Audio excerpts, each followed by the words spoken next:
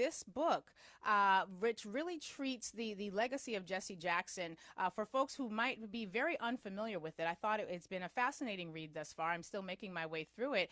And one of the things that you point out in the book was that you came to understand Jesse Jackson from a very limited perspective at first, because he was already at what some would consider the peak of his political career when you became aware of his presence, just as a function of the time when you were born. Talk to us about why the legacy of this gentleman in particular was so significant for you that you wanted to explore it, and then how do you see his legacy tying into notions and concepts of Black political power today? Well, I think Reverend Jackson is somebody who everybody knows. He's been in the public eye for 60 years, his entire adult life. And we all know him as a civil rights activist, as a civil rights leader. But I think a lot of people do forget that he had this entire political chapter that was really incredible when you look at all the things that he did in two campaigns, and that doesn't get as much attention. I think some of it is because there was another Black man who was eventually elected president, but a lot of people don't recognize how much Jesse Jackson paved the way for Barack Obama. And this book is about a part of American history that really hasn't been written about. And, I think we write about those campaigns, and a lot of those accounts of those campaigns completely omit Jesse Jackson because he was not really seen as a serious candidate. But what I do in this book is just actually look at the history and say there was a lot that happened there that still has an impact on our politics today, and I explore that in great detail. And I think people will find that some of the stories are amazing.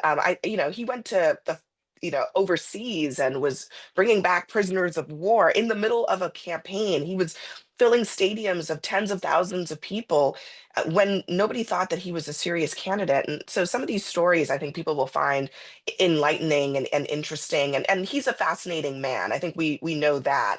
He's got a lot of stories and a lot of history that he was a part of. Right, right. And I so appreciate this recognition that oftentimes the people who have done the most to shift things in our political atmosphere often get some of the least amount of credit. And the idea that Jesse Jackson's campaign wasn't, the campaigns plural, weren't just significant because this was a Black man running for national office, but also because of the way in which he was able to highlight the disparities that were part and parcel of the Democratic Party's delegate rules. Can you talk with us a little Mhm. bit about that? Because I don't think people understand that there are systems that determine how elections will run. And when you, as someone like a Jesse Jackson, have the role where some people considered it a spoiler role because he ultimately shifted the way in Yeah. which the delegate counts were engaged in at the DNC. Talk to us a little bit about that, because I think those sorts of strategies are very important for how we navigate politically going forward. Yeah, I think people get really frustrated in politics because it feels like the two parties are not all that different, that the candidates, don't really speak to them, that it's all just very establishment. And I think that's exactly what Jesse Jackson was looking at when he ran, was that he was looking at the way that the Democratic Party was set up. And he was like, this is a system that doesn't allow for outsiders to come in with a different message and have something unique to say. And so he was running in that environment in which the party was really in control. And they looked at him as just a spoiler, just like you said. They were like, this guy is running and he's going to suck up all the energy and divide the party and cause them to lose. And what he was arguing was that this the political party shouldn't be it shouldn't reject outsiders because sometimes that's exactly what voters want. So when he changed the rules, he basically made it so that if you are running and you're a Jesse Jackson or you're a Barack Obama and you're running against a much more establishment candidate, you can still campaign in all of these different states. And if you get 20% of the vote or 30% of the vote, you still get those delegates. You still get to collect, chips on the board and take them all the way to the convention. Because before he changed those rules, if you lost a state, you got 30%, but you lost the state, you would get nothing. You would get zero. And that kind of environment was designed to lock out non-establishment candidates. And because he did that, he opened the door for Barack Obama. He opened the door for Bernie Sanders.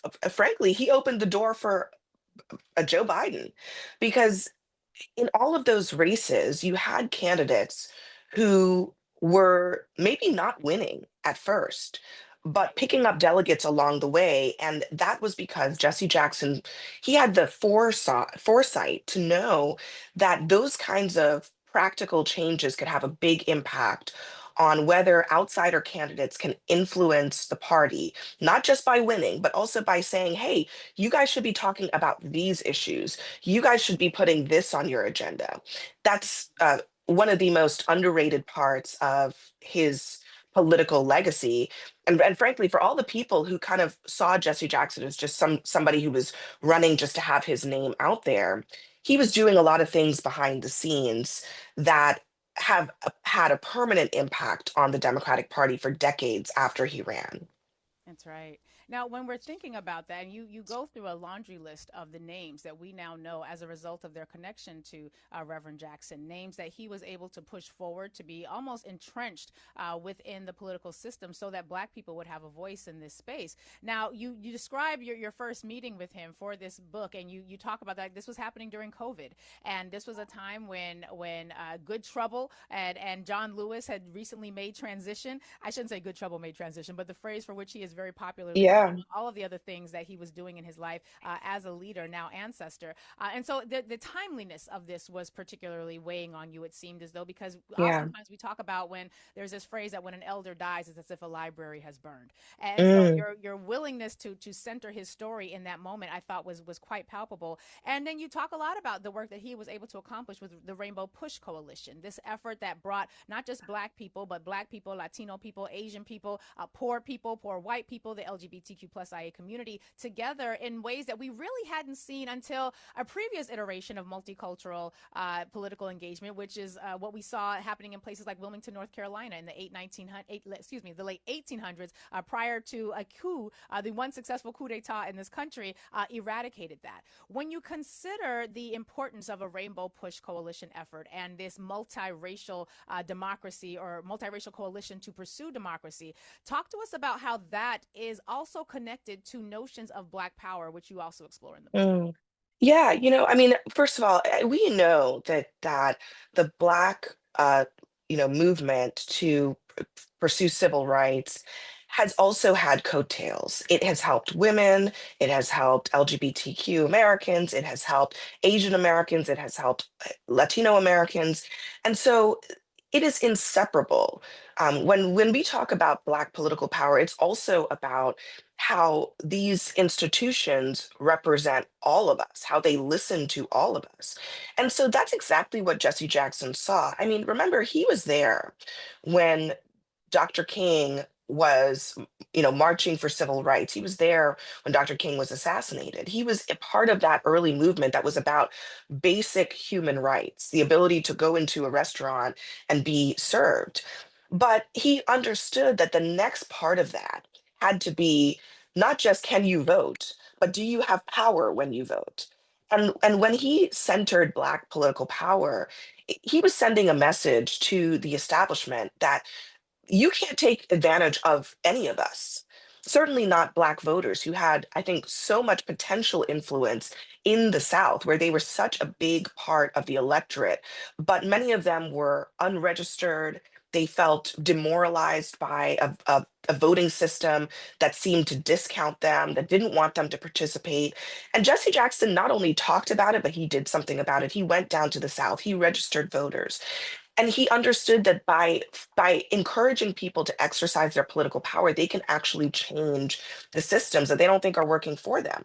And he brought along all of these other constituents. He was one of the only candidates talking to Asian American voters.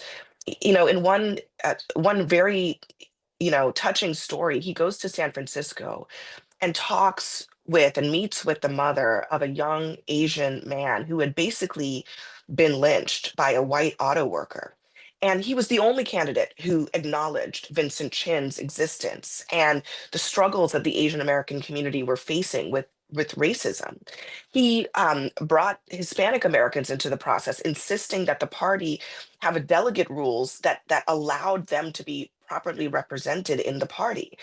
He brought Arab Americans into the political process by literally going to them and saying, I want to hear about your concerns. I want to talk about the issues that matter to you. And so it wasn't exclusively about a Black political power, but it was the way in which Black political power is an important gateway for everyone to be empowered in this country. And he understood that incredibly well and envisioned this sort of multiracial, inclusive democracy that wasn't just pandering to all these different groups, but said to all of them, you are part of a network. That can work together to achieve things in this country. And you talk to white voters too. He was out there talking to farmers, going to places where Democrats didn't want to go anymore, and trying to bring those folks into the political process as well.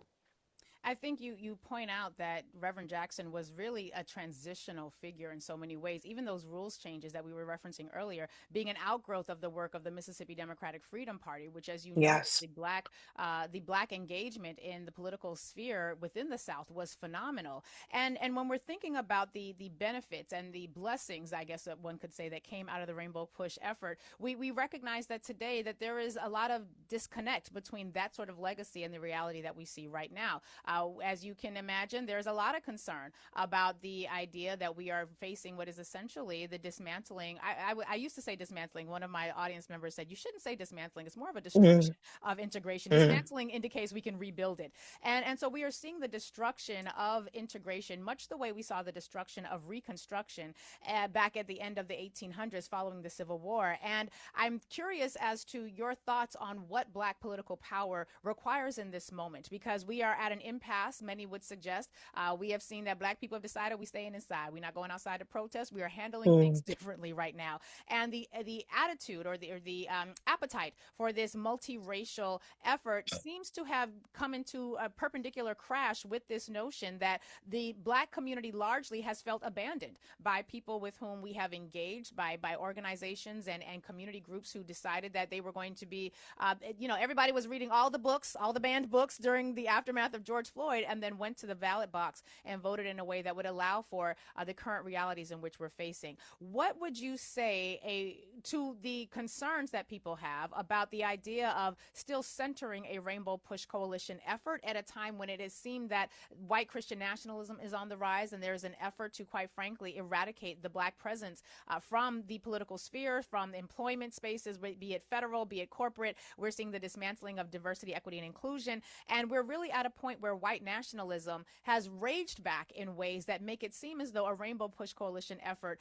might not any longer have a position here. Talk to us about your understanding as to how that sort of approach to political engagement can move us forward. And then, if we have time, I'd also like for you to address some of the concerns that folks have raised with regards to the framing of the role that the Honorable Elijah Muhammad, excuse me, I said Elijah Muhammad, the Honorable Louis Farrakhan plays in the book, where you talk about some of his experiences with Jesse Jackson, but in a way that sort of centers elements of his history that didn't necessarily tie into where we are present day. What would you say to Mhm. those? So just first of all, I mean, I think there's no alternative to the multiracial democracy that we are in. We're in it, right? And this is a country that has all these different types of people. And so you can't avoid that. And I think that Reverend Jackson would take this moment and actually would say that the task of some people is actually to further divide us, is actually to say, well, Black people, your interests are over here, and white people, your interests are over here, and these two shall never, you know be aligned. And he he actually did not see politics, or even the sort of moral imperative in that way. And I do think that you, that's something to keep in mind, because remember that when he was running in the 80s, the KKK was still marching in Forsyth, Georgia. It wasn't like this time of less racism. I mean, you had actual Good point. KKK members on the streets. You had an entire town in the state of Georgia that was literally segregated along racial lines. Not a single Black person lived in that town. So Hmm. that's the environment that he was operating in. So it's not as if we've not been here before. We've not seen racism before. And I do think that he still in that environment argued that it's not in our interest to buy into this idea that Black people cannot be aligned with white people, or that they are You that is an irredeemable task. And so how do Just gonna you pause there. yeah. Do you think that the Rainbow Push Coalition approach properly contemplates Lyndon B. Johnson's notion that if you can convince, and this is a direct quote from President Lyndon B. Johnson, if you can convince the lowest white man he's better than the best colored man, he won't notice you're picking his pocket. Hell, give him somebody to look down upon and empty his pockets for you. Do you think a Rainbow Push Coalition effort properly addresses that mentality, which drives even those with whom we would have economically shared interests within the white community and the Black community, but would still drive poor white Americans to still center their whiteness interests over their economic interests?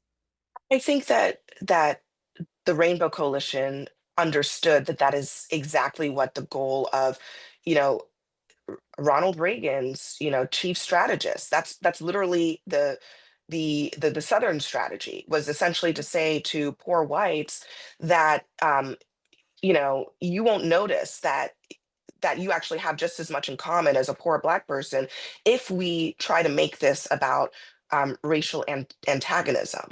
And all I'm saying is that it wasn't as if Jesse Jackson wasn't aware of all of those things. Like those were actually the central issues at the time that he was running. And still, he still believed that a message that really spoke to the shared economic interests could have resonance. And he was right about that. I mean, it did have way more resonance than a lot of Black people at the time thought, than a lot of white Democrats at the time thought. It was what helped power that campaign to second place in the Democratic primary in 1988.